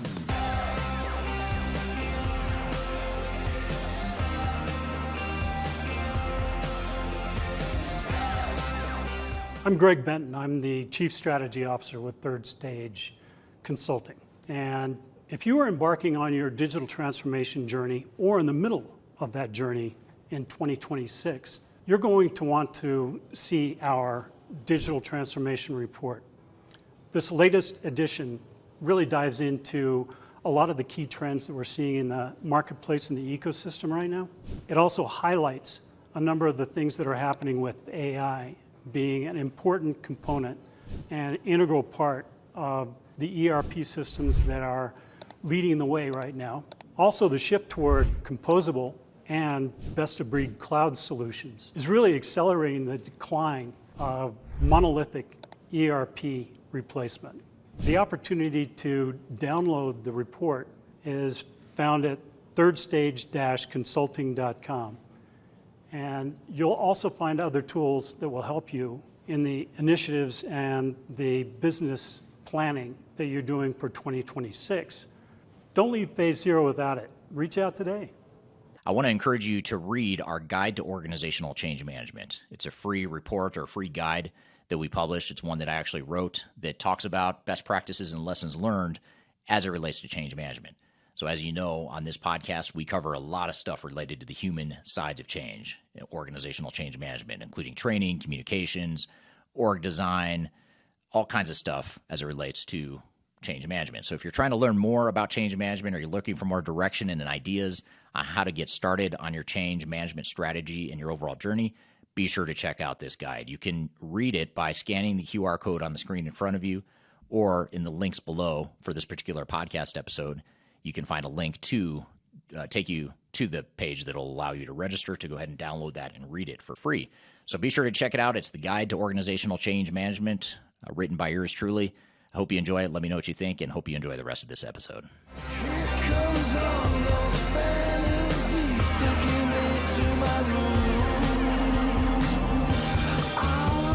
Hello, welcome back to Transformation Ground Control, episode number 283. My name is Eric Kimberling. You can find new episodes of this show every Wednesday by going to transformationgroundcontrol.com. This show is sponsored by Third Stage Consulting and produced by Major Tom Productions. So we're here with Marcus Harris. We're talking about intellectual property in the world of cloud, ERP, and AI. Question that just came in on YouTube that actually is going to set up a whole array of stuff I want to cover with you, Marcus. And this is a comment from John on YouTube. He says, with your 10 worst ERP failures, could those budgets have been better spent building a custom ERP via a software firm or in-house? Amazon, Walmart, and Tesla all did. And I love this question because it's the question itself is, in my opinion, the tip of an iceberg here. Because if we really go underneath the surface here, the question now becomes, let's look at history of enterprise technology and how companies have used enterprise technologies over the last decades. Which ones have been the most effective at growing their businesses, scaling their businesses with technology? And nowhere in my research have I found that there have been some wildly successful companies that grew their companies and became wildly successful because they implemented SAP or they implemented Oracle or Microsoft 365 or something like that. It's usually they created something that is really hard to replicate. And you look at these three examples that John mentions on YouTube: Amazon, Walmart, Tesla. Those are all three really good examples of companies that did the opposite of what we're talking about here today, which is they brought all this stuff in-house and said, we're going to build our own stuff. And I know, again, this is blasphemy for a lot of the technology industry. Why would you build stuff if you could just get it off the shelf? Well, here's why. It's because you're building, you look at what, like Walmart's a great example. Walmart completely revolutionized the supply chain management function back in the 80s and 90s, early 2000s.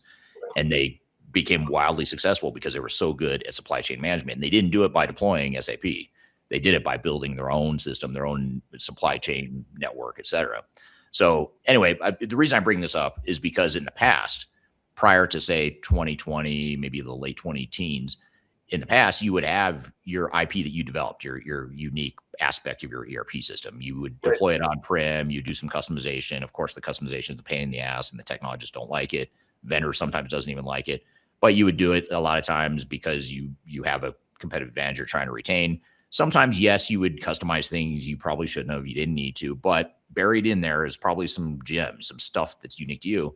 But now we're moving to a model that's moving away from that, saying, okay, customization is bad, it's technical debt, let's go to vanilla cloud systems, SaaS, public cloud, whatever you want to call it.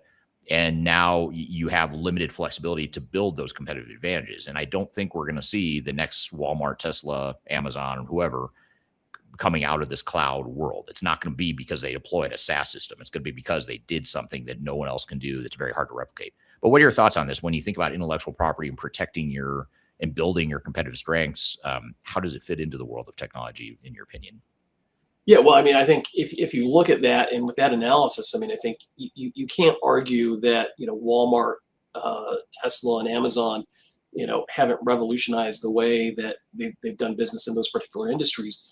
And you're right, they didn't do that by, implementing standard vanilla off-the-shelf software where, the concept of technical debt was minimized and seen as bad. And they adopted, SAP or Oracle's version of whatever best practices were for their particular industry. They did they did the things that we've been talking about, right? They embraced those things that made them unique. And whether you call that technical debt or not, it doesn't matter. There's value to that. And as an intellectual property attorney, that's where the competitive advantage is, and that's what you need to protect, because that is what differentiates you and makes you a great company. And again, if it's a race to the bottom by implementing homogenized cloud-based systems that have the same vanilla best practices for everybody, that's not doing your business any favors in some ways. I mean, I think it's efficient, it's cheap, but what are you giving up, for the benefit of that efficiency gain? And you're very much giving up, the future of your company in some ways. I mean, that sounds incredibly dramatic, but if you look at it in the context of this question, that's right there. And do you have, as a company, the financial resources or the technical expertise, to develop a software system that is sophisticated as Amazon's or Walmart's or Tesla's? The answer is probably not, and that's why most people don't do it. And whether your budget could be better spent on that or not, it's hard to say for sure. But I will tell you, if you have an ERP failure, not only are you dealing with the cost of the failed software that allegedly does not work and you can't utilize, you're dealing with the legal fees to get to recover damages associated with that implementation, which are going to cost hundreds of thousands of dollars, and then you've got to implement a new system. So, if you look at it that way, maybe you do have the budget. Right. Yeah, because you could end up, first of all, to be clear, you can fail. It's easy to fail no matter what you do, whether you're using vanilla ERP software or custom dev. But, certainly custom dev, things can get out of control pretty quickly in terms of, recreating the wheel, building stuff from scratch, et cetera, et cetera. Now there's hybrid ways you can do that to mitigate risk that we could come back to. But I think the key here is that you can also, what gets lost in this discussion oftentimes is you can also really screw up a project by trying to force fit a cloud system that might look on the surface easier and cheaper to implement, because technologically it probably is. Right. Well, that's arguable. I'm going to come back to that in a minute. But let's just say it is cheaper technologically. It might actually cost you a lot more operationally. We have a big client right now that has grown tremendously, largely due to the data center boom that's happening right now. And they've grown from right around $1 billion to $4 billion just in a handful of years. And so they've grown a lot. And we're helping them through an ERP implementation right now. And the biggest problem we're having with them right now is the front end of their configure, price, quote process, which is essentially the way you sell and then configure a product that you're going to deliver to an end customer. The way they do things is so different and so unique, and they're so good at it that no off-the-shelf software seems to be working. And so we're having a lot of trouble with that. We're trying to figure out, well, we've got to customize the thing. We've got to get a bolt on. We've got to customize that. Then we've got to integrate it back to your core ERP system. And it sounds like a technologist nightmare. And in many cases it is. But we look at the other side of this. You look at what the CFO is looking at, the COO, and et cetera, et cetera. They're saying, well, that's a showstopper. We're not just going to use the system off the shelf because we don't want to change anything technologically. We need to keep our competitive advantage. Yeah. And this is one top of mind sort of thing that we're seeing right now. We see it all the time with customers. You've got to make the decision that makes the most business sense, not just look at it through the technical lens. Yeah. And I think that gets lost, you've got all these competing pressures, but fundamentally, this is a business tool to enhance your business and to give you a competitive edge. And so if you're not getting those things out of it, then what's the point? So here's a quick question for you. I want you to sit back and think for a moment and name a company that became a market leader just because they implemented SAP or any other leading ERP system. Just name one company. I'll wait. Kidding, of course, I won't wait. But let me know if you think of one, because I cannot name one. I can't name a company that, because of their choice to implement SAP and or insert big ERP vendor here, I can't name a company that was successful largely because of that. Now, I can name companies that saved money, they had successful implementations, they improved their business, but it wasn't core to their business model in any of these cases. It wasn't something that made them, who they are today and whatever. And you can't use ERP to become a market leader. And that's the point. You look at companies that genuinely revolutionize their industries, like the audience member mentioned. Amazon, Walmart, and Tesla were two of them that audience member just mentioned a minute ago. None of them got there by deploying a vanilla off-the-shelf ERP system and adopting someone else's best practices. They built their own capabilities. So Walmart revolutionized supply chain management by building their own system, not by buying one out of the box. Now, I'm not saying every company should go build a custom ERP system from scratch. That would be ridiculous. That would be reckless at best. But most don't have the resources or the expertise, and it's a great way to fail if you do it recklessly. That's not the lesson. That's not thing I want to leave you with. But the lesson is that your competitive advantage will never come from the same software that your competitors buy, especially if you're using a vanilla cloud off-the-shelf system. A vanilla cloud system might be a necessary cost of doing business. It might tighten up your operations, but it's not going to be what makes you win. What makes you win is the thing that's hard to replicate. And that thing almost always requires some flexibility, some customization, some part of your stack that's uniquely yours. So as we race towards homogeneized, again, that word I made up, how about I just say homogeneous? So as we race towards homogeneous, one-size-fits-all cloud system, you have to ask yourself, if everyone in my industry is running the exact same vanilla software the exact same way, where does my advantage come from? Because I don't think the next Amazon or Tesla is going to emerge from a SaaS system that everyone else is using too. And by the way, there's a middle ground. It's not a pure build or buy. Platforms like Salesforce let you buy the core and build your own extensions on a common supported tool set. In those cases, you get the differentiation without the nightmare of a fully custom system that only you can maintain. And that's often the smart play. And it's not just Salesforce. It's you look at what NetSuite is doing. NetSuite is starting to open up their ecosystem to third-party developers and custom apps. There's platform as a service, workflow automation type tools. Rapid is an example that was founded by Jan Bond, who founded Bond Software years ago. So there's a lot of different systems that allow you to use a common tool set to create something that's unique to you, that is going to be hard to replicate because it's unique to you and it's your intellectual property. It's your secret sauce. HelloPilot says customizing Dynamics 365 these days is easy. I don't know if it's easy, but it's probably easier than it was, especially with Copilot and other AI tools you can use to be doing that. HelloPilot just makes a very wise suggestion saying that don't fail. Good advice. Do not fail. Right. Yeah, HelloPilot has all the answers. And actually, HelloPilot has another really good comment here. And I'm just, thank you for the comments, HelloPilot. I'm kidding when I sound facetious like that. But HelloPilot says the market is changing. It's a mosaic world and AI will allow easier customization. I think that's a huge point that we haven't really touched on yet.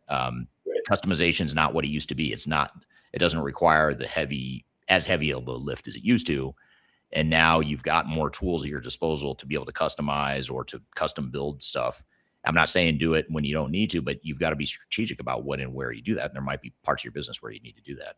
Are you seeing more customers that are heading down that path or that are considering more custom build type stuff? Or we're not necessarily seeing more custom builds. I mean, we're seeing the adoption of kind of traditional ERP systems that we've all heard about. But what we are seeing in another part of our practice is really the rise of vibe coding and software companies that are emerging where they appear to be credible threats to enterprise technology in the value add that they say that they offer is where you can essentially vibe code an entire back-end software system to run your business. And I think that raises a tremendous amount of intellectual property and legal issues because the way the law is structured right now with respect to intellectual property is if the AI tool has created the output, that's not protectable from an intellectual property standpoint, certainly from a copyright standpoint. And there are nuances here that I don't want to go down the rabbit holes, but as a general concept, this is accurate. And the implication for that is, okay, well, if I'm utilizing artificial intelligence tools to make customizations and modifications to address unique business processes that give me a competitive advantage, you have to understand and acknowledge that you may not own those modifications and extensions that you have developed. They may not be protectable at all. And so, what do you do with that? You've got a unique process that is protectable, that is facilitated by a piece of functionality that fundamentally is not protectable. And so anybody then could take that piece of functionality and replicate your trade secret. And it's a huge issue. That's really interesting. Yeah. I don't recall a client ever bringing up that topic or that question, that risk, that concern. Yeah. Very telling. Nobody is thinking about that at all. And I think this area of law, intellectual property ownership with respect to artificial intelligence is rapidly evolving. I think it's starting to kind of mature, But where it's going to end up, we're not exactly sure. But right now, the state of the law is if there is not substantive human intervention in the development of that modification or customization, and it's done primarily by artificial intelligence, the artificial intelligence modification that you have developed is not protectable from an intellectual property standpoint. And so what does that do to your competitive advantage? So, I think AI in the context of software development is certainly transformative. And I think, it does and will make modifications and customizations easier, but the ownership of those modifications and customizations is really a question mark. Yeah, absolutely. There's a few questions over here on LinkedIn I want to get to in just a minute. But before I do that, one thing that I forgot to mention earlier, but it's better late than never, is that, Marcus, you're going to be speaking at our annual Digital Stratosphere Conference coming up in September in Denver, Colorado, September 9th to 11th. It's our seventh or eighth one. And you've spoken at and sponsored every single one of them. So again, not only are you the most most frequent guest on this podcast, but you are also the most frequent speaker and sponsor of our Stratosphere event. You helped us put together the very first one and have done so ever since. But you're going to be speaking at it again, and Taft Law will be involved again. So really excited to have you guys, and I do want to invite the audience here to learn more about the conference, because we just published the agenda, the speaker list. You can scan this QR code right here, and it'll take you to the event page where you can learn more about that event. But you can join it in person in Denver, get to meet Marcus and I and a bunch of other speakers. If you can't be here in person, you can also join remotely. You can buy a virtual pass where we'll stream it live. We take questions from the people on the stream as well. So really hope you guys can make it. Just scan this QR code if you want to learn more about it. And it's a great event. It's a lot of fun. It's a good networking, good peer networking, good lessons from other people. And it's also independent tech agnostic. So it's not meant to sell you on any software of any sort. It's meant to just help you understand some of these lessons we're talking about here today. I can't speak, highly enough of this event. It's something you have been involved in as a firm and me personally since the very beginning, and there's a reason for that. We believe in it. The speaker lineups are almost always amazing. You've had Jan Bond in a couple of them. His insights are always super interesting. Emma Roloff, I think, has been a past sponsor as well and speaker. I haven't looked at the lineup yet.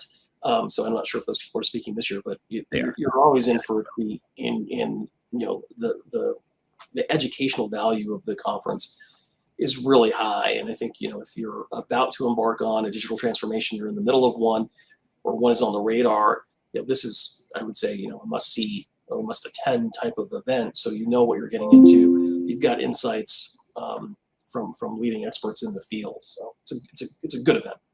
Yeah, and love to see you all there. It's a good time, and I learn a lot every time. I love doing it, and even just seeing you speak. I've seen you speak so many times. I've had you on this podcast so many times, and every single time I learn so much. So, me who've heard you speak 20 times or more or whatever through conversations and presentations, I still learn. So I think no matter how smart you think you are, or that you might actually be, there's always something to learn here with this group that we have. So here's I want to get to some questions and comments here on other social media outlets here. Lena says IP stands for International Project. No, it stands for Intellectual Property. I can't tell if she's kidding or serious, but just in case anyone here is questioning, what does IP stand for? It's intellectual property, at least the IP we're talking about here. Right. Question or a comment from Serge, building on what we just talked about. Serge on LinkedIn says, if the make or buy analysis says build, you should build. The one caveat I'd throw in here to what you're saying, Serge, I totally agree with you. I would just say the analysis itself needs to be done by someone other than your software vendor that's trying to sell you software, because they're gonna put together a business case that's gonna show you how amazingly powerful that ROI is gonna be if you don't build, if you just use the buy aspect of things. And the other thing too, one thing I haven't mentioned that I think is worth noting here is when we talk about build and buy, it's not either or necessarily. There's a hybrid, sort of a gray area too. You could do a partial, buy a platform, like for example, Salesforce. You can go buy Salesforce as your CRM system, but then you also have access to the entire platform of third-party apps and tools you can use to either build your own apps on the Salesforce platform, even outside of CRM, or you can go find someone else who's built a third-party app on that platform. So you can do it in a way that leverages common tools and gets you out of that risk of having this system that only you know how to operate, because you have other people in the ecosystem that know how to use it. So there is a hybrid there you can do too, which I think a lot of companies gloss over, don't realize. Let's see. Oh, here's a good question that's right up your alley, Marcus. This is from John on YouTube. John says, if you're implementing a major off-the-shelf enterprise software system, is it a best practice to hire a contract or governance attorney? If so, how and where in the world could I find one? I'm sure you have some thoughts on this, Marcus. Yeah, look, you need to hire somebody that's experienced in contracts. Ideally, it should be an attorney, but I think what you really want is you want to kind of have a three-tiered structure to the way that you're going to adopt the software. You want to have, in my view, some sort of, I would say, a tech agnostic consulting company that is going to help you select the software, develop an RFI or an RFP, something along those lines. And this is best practice. I don't think you need to do all of these things every time, but certainly this is the way you should do it, in my view. And Eric, maybe you might disagree or have some additional tips. So I think getting somebody to help you with selecting the software that is going to be a good fit for you is important. And then you're certainly going to want to have somebody that is going to review that contract from a legal perspective. This is a specialized industry, and I think you're going to need to do a search engine search for firms that practice ERP, contract negotiation, law. There aren't a ton of them, so if you're going to have a handful of choices, I think then you're going to want to vet them, get customer references, client references, and get a good fit, understand the way that they look at these agreements. And again, you want somebody that is going to be able to point out issues, but really, look at those issues from a practical perspective, holistic perspective, understand the risk that they present, and give you good, solid advice. Just because something is a risk for most of their clients doesn't mean it is a risk for you. And so it's not a cookie cutter approach necessarily. And then I think you're going to want to go back, to some sort of an expert that's going to be able to advise you on pricing, discounts, see if you're getting a good deal, and trying to negotiate that type of a structure. The attorneys are going to be able to give you general advice around, what they think a deal looks like, but that's not really in their wheelhouse. They're not so concerned about the numbers and, the kinds of future options that you're getting and whether it's a good deal or not. Somebody like a Gartner or somebody along those lines, I think, is probably a good option. So yeah, you do need, experts on your side. And you've got to understand too, the contract that you're going to get from any vendor is going to be one-sided, unreasonable, shift all the risk of that software acquisition or implementation to you and minimize their risk.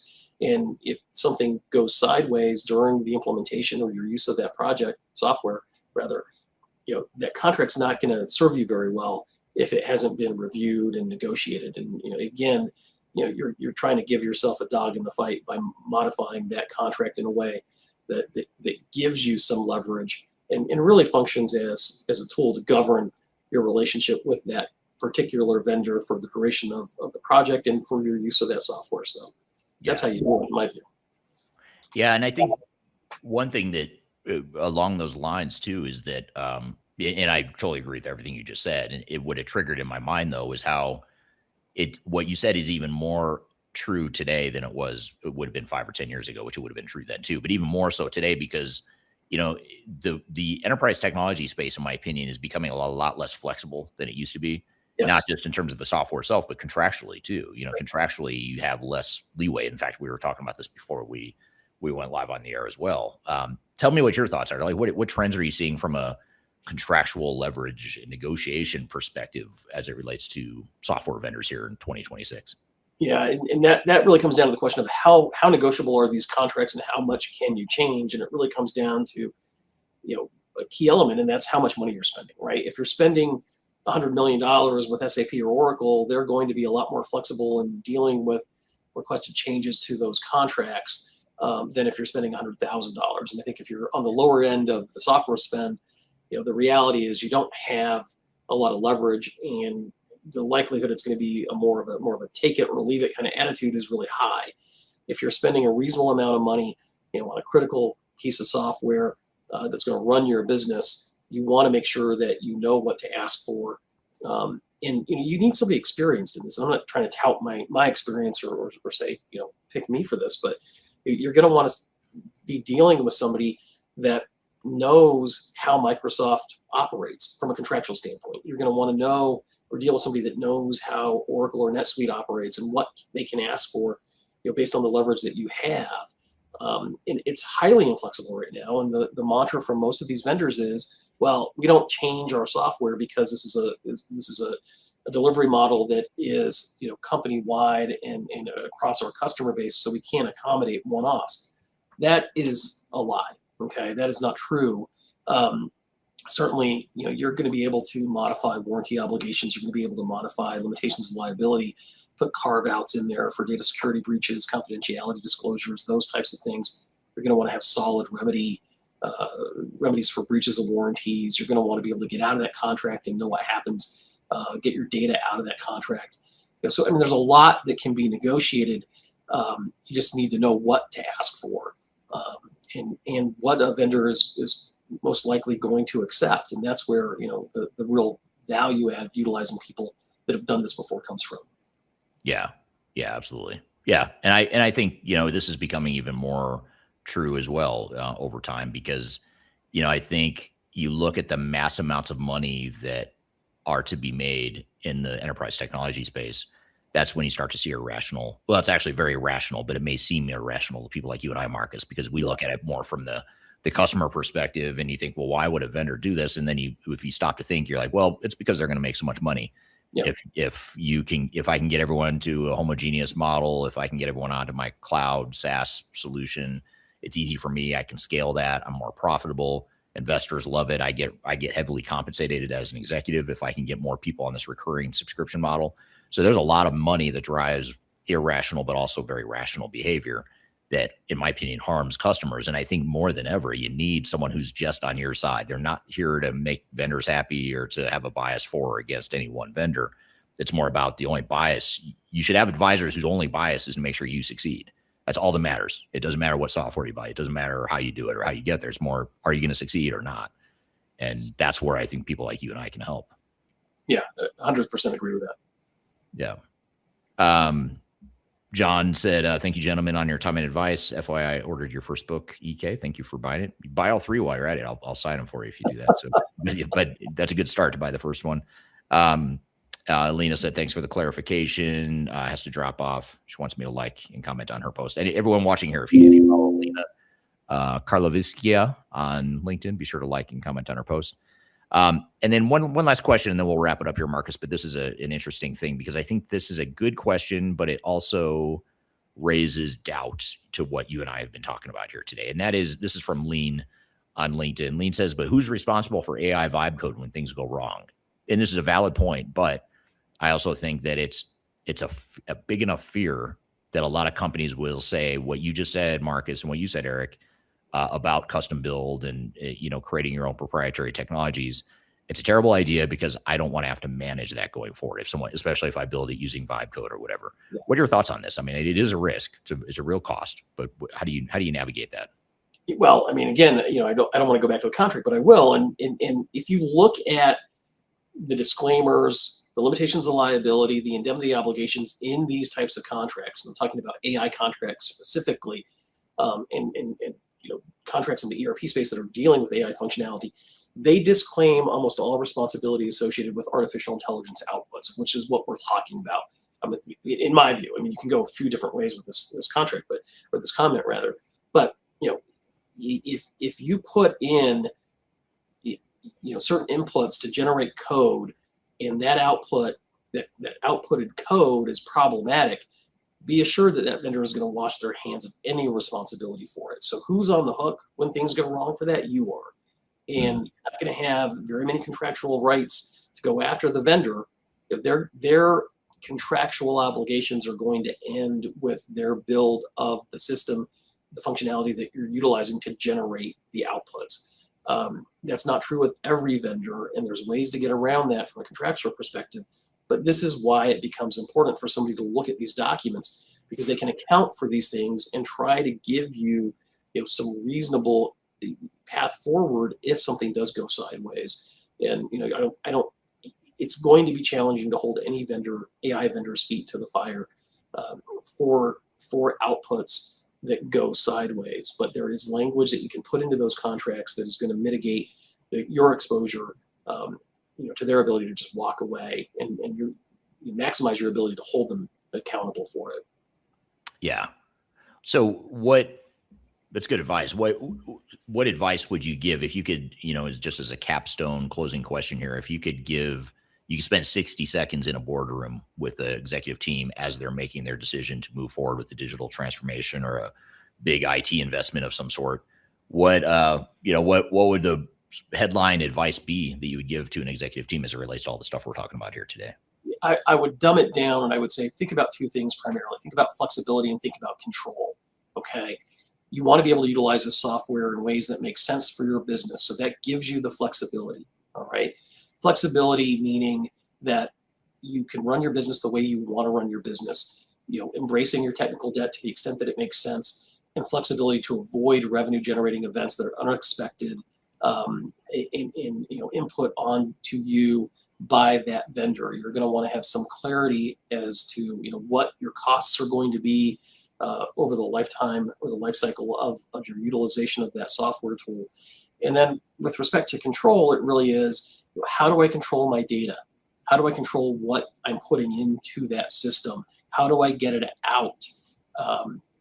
What costs are there associated with me utilizing my data in that system, and what's the value add? So for me, at a 10,000 foot level, it's really flexibility and control. And if you focus on those two things fundamentally, everything else should fall into place.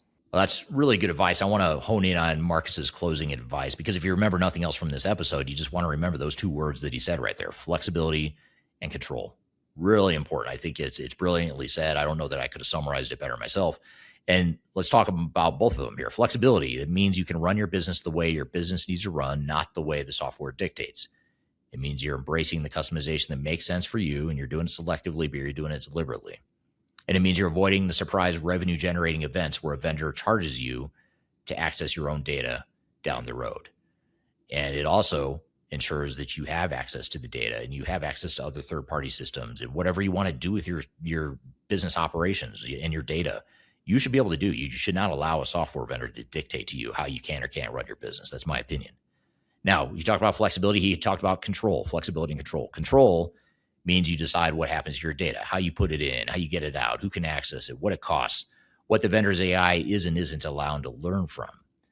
And here's why it matters so much, and that is that one of three parties in any digital transformation, the vendor, the consultant, and you, the end customer, two of them are guaranteed to win.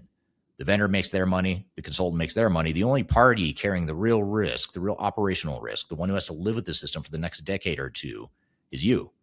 You're the end customer. You're going to be dealing with the good, the bad, the ugly of this for years to come, long after the sales reps have cashed their commission check, long after the consultants have taken home their money, long after and while you're still paying the SaaS vendor, by the way, you're going to be paying them for years to come, whether you like it or not. So they'll be happy you're still alive on their software because you're going to be paying for it forever. So if you're the one bearing all the risk, why would you give up flexibility and control? The easy path is just give me best practice, just let the vendor handle it. It feels simpler in the short term, but that world doesn't actually exist, and it's definitely not a good long-term play, no matter how hard it's sold to you. So if there's one thing we can leave you with, you want to optimize for flexibility and control, get everything else, the pricing, the timeline, the discounts, advised by people whose only bias is your success. And I will admit I am accused of being biased all the time. I'm being biased for customers, and sometimes that means I'm biased against vendors and system integrators, and that's why, because I only make money from customers. I'll be 100% transparent and shameless about that. I am biased towards our customer needs because they are the only ones I make money from. And that's the way the world works. We're all making money from someone, so that's where the bias lies. And that's why when it comes to pricing, timeline, discounts, long-term flexibility and control, you want to be advised by people whose only bias is your success. If you do that, as Marcus said, everything else will fall into place. So hope you enjoyed the conversation. Hope you join us at Digital Stratosphere 2026. You can meet Marcus and I both there. You'll meet a dozen or so other speakers. Hundreds of other peers will be there to interact with, engage with. So love to see you there. Again, go to Stratosphere 2026. I'll pop up the QR code here and include links below. You can learn more about the agenda, the speaker lineup, et cetera, et cetera. Be sure to check it out. Look forward to seeing you there. And be sure to check out past episodes of Transformation Ground Control. Just go to transformationgroundcontrol.com. You can find all the past episodes there. You can also subscribe to listen or watch every week, whichever platform you prefer. We've aggregated it all on that one website, transformationgroundcontrol.com. So hope you all have a great week. We'll see you next week. We'll see you next time. Take care. Thank you.